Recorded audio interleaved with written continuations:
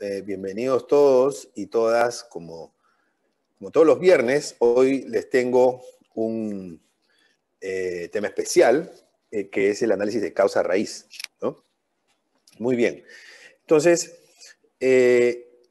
aquí la idea es presentar algunas herramientas, ¿no? Darles en este pequeño tiempo que tenemos un listado de herramientas y tratar de hacer una explicación breve sobre cómo las podemos utilizar nosotros para nuestros objetivos. Básicamente como herramientas de trabajo. Entonces yo tengo tres partes. Primero voy a hablarles un poquito de algunos temas introductorios, ¿no? ¿Por qué es importante el análisis de causa-raíz? Bueno, primero, porque es una herramienta para la mejora continua, ¿no? Existe un modelo que se llama el modelo PDCA, que consiste en planificar, hacer, revisar y modificar, ¿no? Entonces, cuando esto se hace de manera permanente y de manera circular, de manera continua, entonces nuestros objetivos nuestros objetivos de mejorar continuamente y de acercarnos más a lo que la organización requiere o busca, pues van a tener una mayor probabilidad. Muy bien. Entonces en este caso, ¿no? Este modelo PDCA de mejora continua es más difícil de poder realizar si no se hace un análisis de causa-raíz. Entonces, aquí tenemos una primera ventaja, ¿no? El análisis de causa-raíz promueve la mejora continua. También promueve la cultura proactiva, ¿no? Entonces, aquí tenemos un ejemplo en donde hay cultura reactiva. Pueden ver ahí un muchacho cambiando una llanta. Alguno de nosotros probablemente ha tenido esa oportunidad de cambiar llanta, esa experiencia, y no es nada simpático, ¿no? Yo creo que a ninguno de nosotros nos gusta cambiar la llanta, ¿no? Pero esa experiencia, que no es muy feliz, se podría evitar con una cultura proactiva, de anticipación. O sea, si nosotros estamos diariamente o periódicamente haciendo revisión de, la presión de las llantas, podríamos saber si tenemos mayor posibilidades de que la llanta pierda presión. Entonces, nos ahorraríamos mucho trabajo, ¿no? Y eso nos lleva a una palabra que a todas las organizaciones les gusta y que es la palabra eficiencia. Muy bien, entonces, ¿por qué la cultura proactiva? Porque cuando uno hace análisis de causa-raíz en las organizaciones, se acostumbra mucho a pensar, a reflexionar, ¿no? A buscar el por qué, ¿no? Y por lo tanto anticiparse porque tiene presente las amenazas. Y la otra ventaja del análisis de causa-raíz es que reduce los paradigmas dañinos. O sea, hay paradigmas que no son dañinos, ¿no? O sea, hay paradigmas que son positivos, que son favorables, ¿no? O sea, los paradigmas son creencias fuertes, sobre todo cuando estas creencias fuertes tienen que ver con el propósito o con el apego de valores de la organización. Pero también hay paradigmas dañinos, ¿no? O sea, el típico es, pues, lo hacemos así porque todo el mundo lo hace así. No sé por qué se hace así, pero todo el mundo lo hace así. Entonces es un típico paradigma que hace daño. Aquí podemos ver, digamos, una pecera, hay varios peces en esa pecera, y el paradigma para ellos podría ser, mira, nosotros no podemos salir de aquí. Hasta que a algunos se le ocurre romper el paradigma y salirse a la otra pecera, ¿no? Entonces rompe esa creencia fuerte que tiene este grupo, y eso se hace también con el análisis de causa-raíz porque lleva a las personas, a los miembros de la organización a explorar nuevas alternativas, ¿no? Entonces, para poder resolver un problema es importante entenderlo, ¿ok? Si queremos resolver un problema, necesitamos entenderlo. Muy bien. Y desde la perspectiva del análisis de riesgos, que está más del lado de la cultura proactiva, es decir, visualizando las amenazas antes de que éstas ocurran, entonces nosotros tenemos el famoso análisis causas-consecuencias, ¿no? cuáles pueden ser las principales causas, cuáles pueden ser las principales consecuencias, pero hay un concepto que yo trato de inducir mucho en el análisis, que son las vulnerabilidades. Las vulnerabilidades son como unos intermedios entre las causas y los riesgos, en donde las vulnerabilidades por sí solas no materializan el riesgo, pero sí aumentan la probabilidad de ocurrencia o aumentan el impacto. Entonces, las vulnerabilidades se reconocen porque, a diferencia del riesgo, que es una situación potencial, que es algo que puede ocurrir o puede que no ocurra, y las consecuencias pueden ocurrir o puede que no ocurran, y las causas pueden ocurrir o puede que no ocurran, y por lo tanto son situaciones potenciales. El riesgo, las vulnerabilidades son situaciones reales, o sea, son situaciones que ya existen, ¿no? Entonces, en el ejemplo de un incendio, vulnerabilidad es que no tengamos una póliza de seguros al día, vulnerabilidad es que no tengamos extintores, vulnerabilidad es que no le hagamos mantenimiento a los cables eléctricos, ¿no? Entonces, vulnerabilidad es que las personas no estén preparadas, ¿no?, para atender una emergencia. Vulnerabilidad es que no tengamos el teléfono de los bomberos a la mano, ¿no? O sea, entonces, no necesariamente son ausencia de controles, no necesariamente, pero las ausencias de controles típicamente entran dentro de las vulnerabilidades. Las vulnerabilidades son un concepto mucho más amplio que la ausencia de controles. Muy bien. Entonces, hay muchas formas de conocer a estos elementos, ¿no? Riesgo, causas, consecuencias, vulnerabilidades. Muchas formas.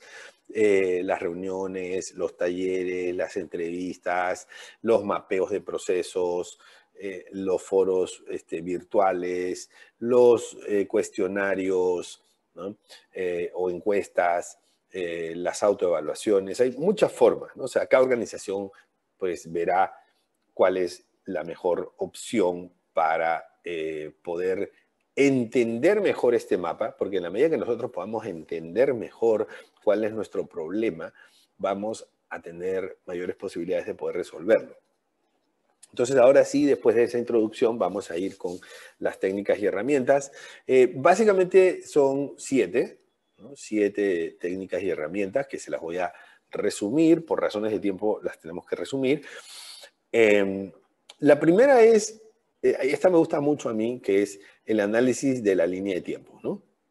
O sea, poner los eventos de manera secuencial, ordenarlos de manera secuencial. Cuando algo ocurre o cuando algo puede ocurrir, hay una serie de eventos que están relacionados. Entonces, lo que hago es ordenarlos. Entonces, vamos a analizar, por ejemplo, vamos a hacerlo con un ejemplo. Digamos que es un partido de fútbol que dura 90 minutos. Fíjense que aquí está 0, el número 90, son 90 minutos, ¿no? Entonces, comienza, ¿no?, ponemos el inicio, el final, comienza el partido, ¿no? Luego un gol a favor de nuestro equipo en el minuto 20, en el minuto 40 otro gol de nuestro equipo, ya vamos 2-0, termina el primer tiempo, ¿no? Bueno, termina el primer tiempo. ¿Qué pasa ahí? Hay un descanso, luego se reinicia y tenemos un gol en contra en el minuto 50. ¿Okay? Entonces ahí el marcador va 2-1. En el minuto 55 tenemos otro gol en contra. En el 60 tenemos otro gol en contra, lamentablemente. En el 70 otro gol en contra. En el minuto 80 otro gol en contra. Ya no queremos llegar al minuto 90, ¿no? En el minuto 90 se termina el partido. El resultado, fíjense, en el primer tiempo íbamos ganando 2-0 y el partido terminó 5 goles contra 2 en contra nuestro. Bueno, entonces, obviamente no vamos a estar contentos, pero tenemos que hacer un análisis del problema, ¿no? Entonces, fíjense cómo esta secuencialidad nos ayuda. ¿Por qué? Porque cuando yo tengo esta secuencialidad, tengo una mayor claridad. Si a mí me dicen, mira, es que el equipo perdió 5-2. Entonces, yo quiero hacer un análisis de causa raíz. ¿Por qué perdió 5-2?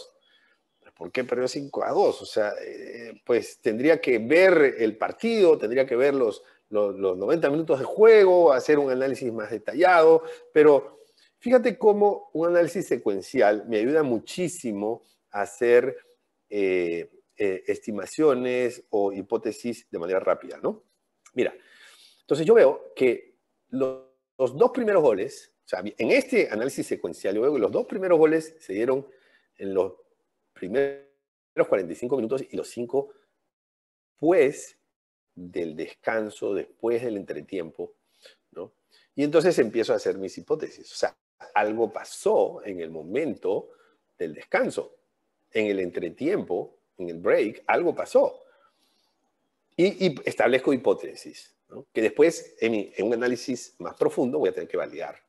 Pero ya tengo esta herramienta. Esas hipótesis podrían ser, bueno, el entrenador hizo un cambio, ¿no? En el entretiempo, o sea, de repente hizo un cambio inapropiado, de repente el entrenador dio un mensaje inapropiado, digamos, lo llenó de triunfalismo y algo pasó, o los jugadores en el entretiempo tuvieron un exceso de triunfalismo, un cambio de actitud, algo, o de repente el otro equipo hizo cambios que modificaron su dinámica, ¿no?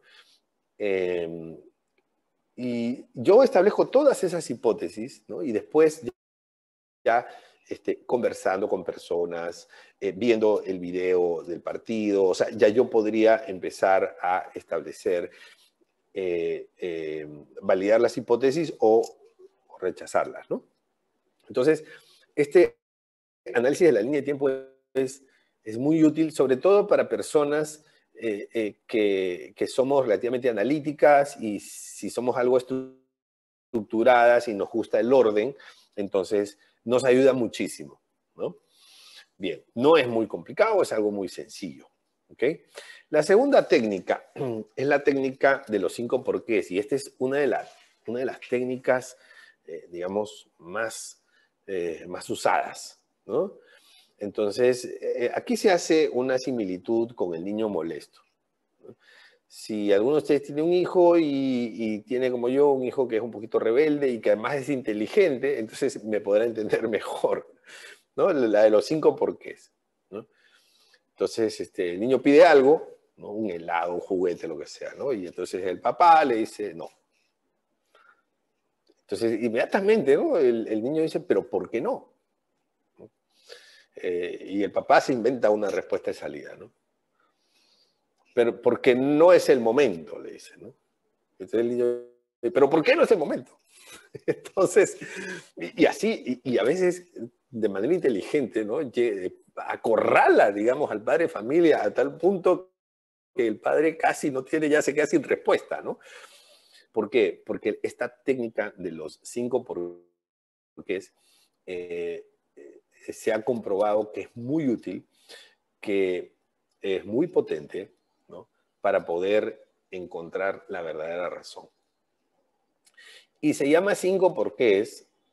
Esto se desarrolló mucho, digamos, en Japón, en la época de vamos a decir, la revolución industrial japonesa, después de la Segunda Guerra Mundial, donde se buscaba la calidad total.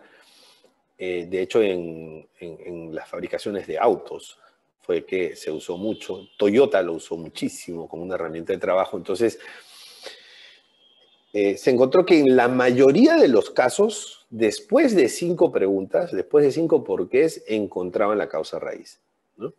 Pero no es que tengan que ser 5. A veces encuentras la causa raíz después de 3 preguntas o después de 6 preguntas, pero en la mayoría de los casos es después de 5.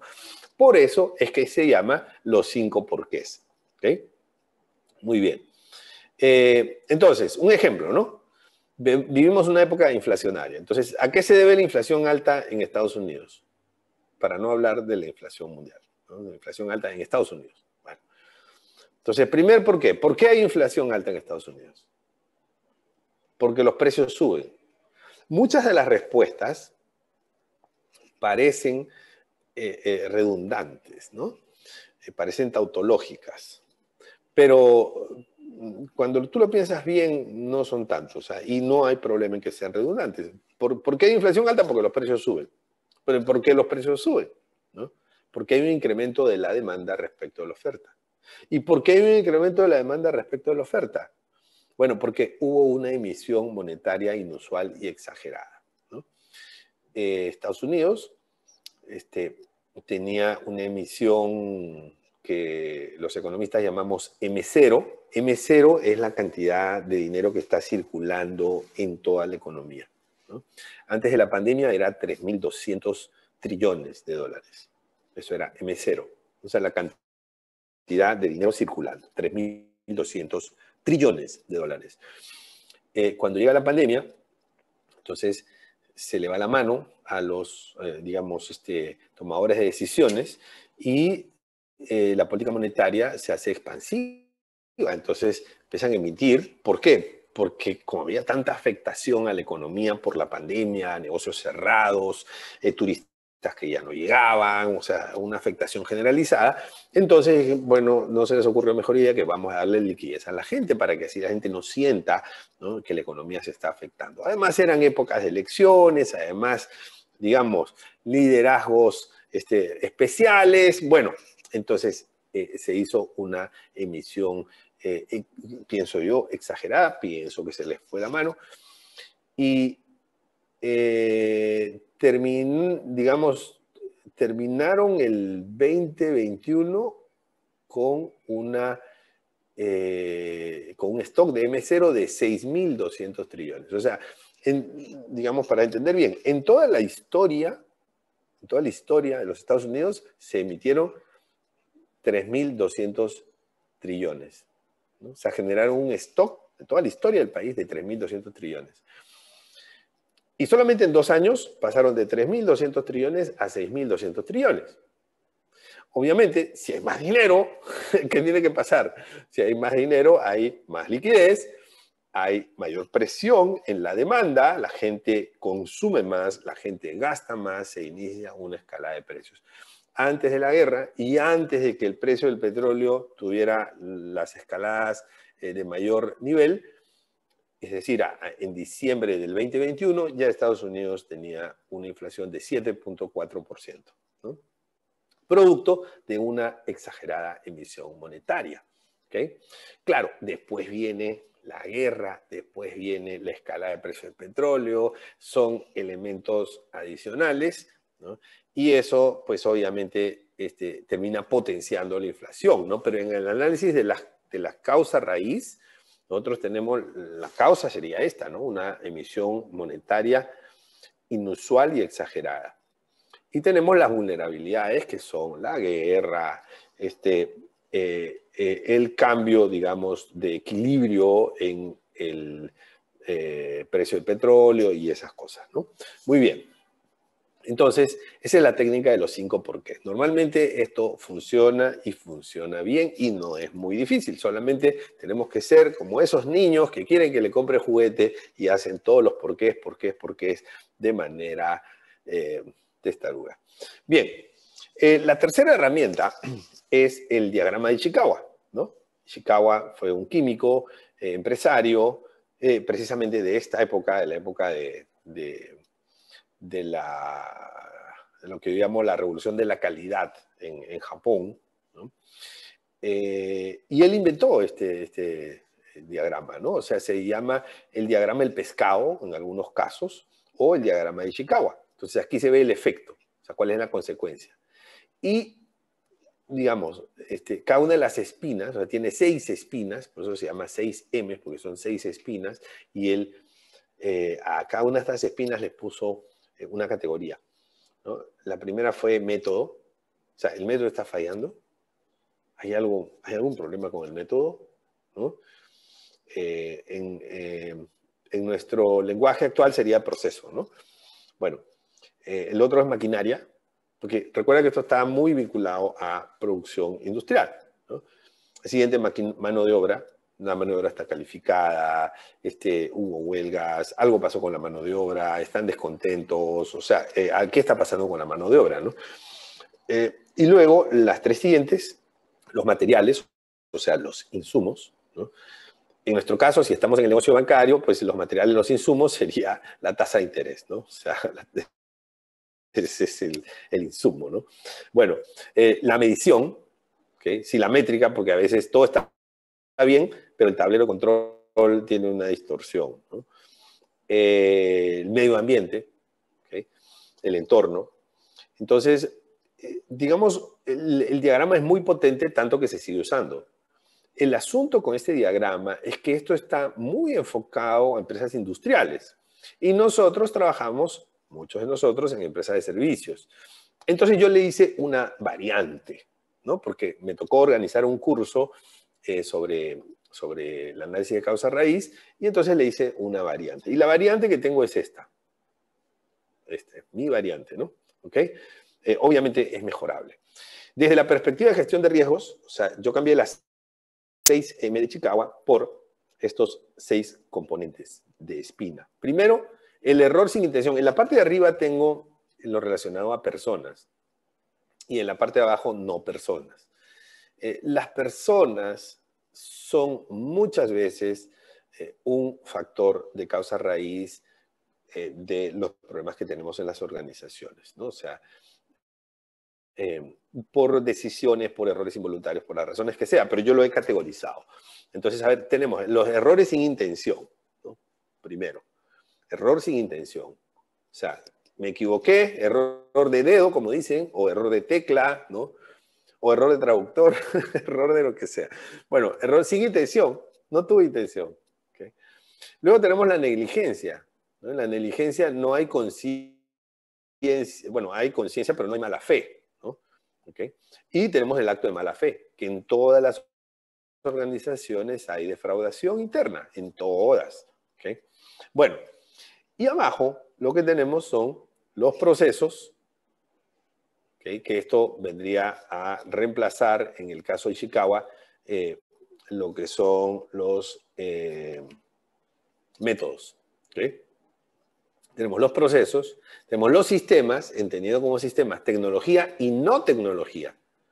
O sea, ¿qué cosa no es tecnología? Pues la energía eléctrica, por ejemplo, parte de los sistemas, ¿okay? Pero que no es necesariamente tecnología. Entonces, cuando hablamos de sistemas, ojo, no nos confundamos y no los circunscribamos solamente a tecnología. Bueno, y tenemos los eventos externos, ¿no? Entonces, que también pueden generar un efecto o una consecuencia o una pérdida si es que lo relacionamos con la gestión de riesgo. Esta es una variante de la 6M de Ishikawa que se me ocurrió elaborar y me parece que de alguna manera tiene un alcance, digamos, razonable para un análisis de riesgos, ¿no? Que como saben es mi especialidad y por eso lo planteo así. Muy bien. Entonces, la siguiente herramienta, ¿no? Estamos en la cuarta, es el análisis de fallos y efectos, ¿no?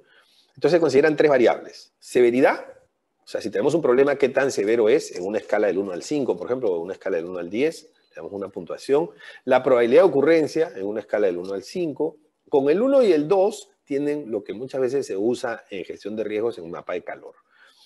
Pero además, esta herramienta, que es el análisis de fallos y efectos, considera un tercer elemento, una tercera variable, que es la dificultad de la detección de los problemas, ¿no? Dificultad de la detección de los problemas. Entonces, yo puedo tener una severidad y una probabilidad, no sé, por ejemplo, de una multa de regulador, ¿no? Se materializa la multa y yo me entero rápidamente que tengo la multa. Pero yo puedo tener un fraude materializado en mi organización y tal vez no lo estoy detectando. Entonces, en el punto 3 de la dificultad de la detección, ahí tendría que darle más puntaje a un fraude interno o un fraude externo que a una sanción regulatoria, que esa sí llega con conocimiento inmediato, ¿no? Entonces, ¿qué se hace? Se le pone puntajes del 1 al 5 o del 1 al 10, en la escala que ustedes quieran, y se multiplican los 3 elementos, ¿no? Se multiplican. Entonces, por ejemplo, aquí tengo una caída de los sistemas, ¿no? A ver, una caída de los sistemas, ¿no? Entonces voy a tener severidad 4, ¿no? Probabilidad 1, ¿cierto? Yo sé que en los bancos ustedes no se caen los sistemas. La dificultad de la detección, ¿no? Le ponemos 2, podría ser 1 también, ¿no? Algunos autores no les gusta poner 1 porque el 1 en esta multiplicación indica ausencia. Cuando tú multiplicas algo por 1 es como si no existiera. Entonces algunos lo hacen en escala de 2 a 10 o de escala de 2 a 5. No pasa nada, o sea, no importa. Y si le pones 1, tampoco pasa nada. Lo importante es que haya esta multiplicación, porque la multiplicación te va a incorporar las tres variables, ¿no? Entonces, según esto, tengo una prioridad de 8. ¿Para qué sirve este número? Para priorizar, para saber cuáles deberían explorarse y atenderse prioritariamente. ¿Ok? Muy bien. Entonces, y esto lo combino con las otras técnicas. ¿Ok? Muy bien. La otra herramienta es el análisis del árbol de falla. Esta es una herramienta, digamos que no, es más compleja, ¿no? De hecho, esto tuvo su origen en la detección de fallas de misiles, ¿no? O sea, es bastante científico. Entonces, uno identifica, bueno, el misil, ¿por qué puede fallar? Y establece dos razones, ¿no? Entonces, y le pone y hace como un árbol de fallas. Las razones, y vienen dos raíces, podría ser, puede tener esta figura, puede ser la razón 1 o la razón 2, ¿no? O sea, dos figuras. Esto es lo que se llama la figura denominada puerta Y, ¿no? La puerta Y se da cuando debajo hay raíces y para que esta puerta Y se ocurra, o para que este evento ocurra, todas las raíces que están debajo de la puerta Y tienen que ocurrir simultáneamente. En cambio, en la puerta O, todas las raíces que están debajo no tienen que ocurrir simultáneamente, basta que una de ellas ocurra y entonces se materializa este evento, ¿no? Y pues hay una serie de figuras, cada una significa algo, ¿no? O sea, el rectángulo significa un evento negativo, un evento adverso, ¿no? La elipse significa algo muy especial, que solo puede ocurrir bajo ciertas circunstancias. El círculo es el evento base en el árbol. Digamos, debajo de los círculos no puede haber nada, o sea que es el de más abajo en toda esa, digamos, en todo el diagrama de árbol.